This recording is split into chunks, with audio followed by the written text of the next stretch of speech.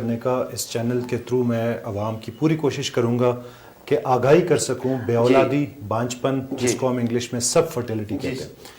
اب دیکھیں یہ بہت بڑا المیہ جیسے آپ نے پوائنٹ آؤٹ کیا تھا.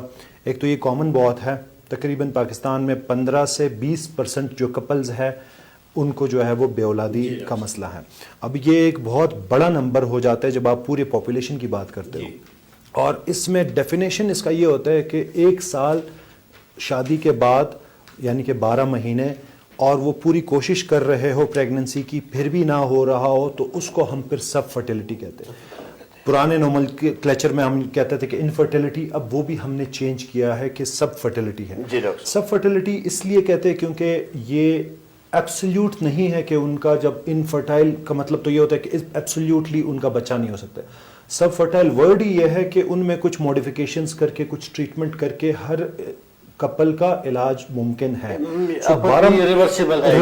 یہ ریورسیبل ہونے کی وجہ سے جو ہے انفرٹیلٹی کا ورڈ اب سب فرٹیلٹی ہو گیا, اور یہ obviously عام فہم میں اس کو بانجپن اور بے اولادی کہتے ہیں. اور یہ 12 مہینے کا جو آپ نے ٹائم بتایا یہ بالکل صحیح ہے, کیونکہ جو نیچرل جو کپلز اگر نیچرلی کنسیو کرنے کی کوشش کرے تو 1 سال کے اندر 70% کپلز کو اولاد ہو جاتا ہے, اور اس میں بھی 1 اور سال اگر وہ لگائے تو 10% اور لوگ ہو جاتے ہیں. تو 80% اس کا مطلب ہے کہ وہ نارملی کنسیو کر سکتے ہیں. 15 سے 20% ایسے ہوتے ہیں جن میں کوئی نہ کوئی وجہ ہوتی ہے اور ان کو جو ہے وہ ٹریٹ کریں گے. ڈاکٹر صاحب اب یہ فرمائیں کہ جیسے آپ نے وجوہات کی بات کی, تو کیا ہم ان وجوہات کو میل اور فیمیل میں الگ الگ لے لیں, یا زیادہ تر چونکہ سامنے ہمارے معاشرے میں المیہ یہ ہے کہ سارا برڈن جو ہے نا خواتین پہ گرا دیتے کہ بانجپن بے اولاد اب ہسبینڈ کو اس چیز سے دور کیا جاتا ہے. ڈاکٹر صاحب کیا اس میں میل اور فیمیل الگ الگ وجوہات ہیں یا ایک وجہ ہے؟ المیہ یہ ہے, ہمارے ہاں یہ سمجھا جاتا ہے کہ یہ جو بچے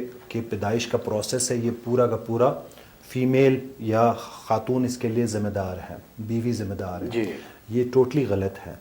یہ پروسیس میوچول ہے, بائیلیٹرل ہے, دونوں کا ہے, اور اس میں جو وجوہات ہے وہ جب آپ دیکھتے ہو تو تقریباً 30 سے 35% جو ہے وہ میل کی وجہ سے ہے, باقی خواتین, اور باقی جو 30-35% ہے وہ خواتین کی وجہ سے.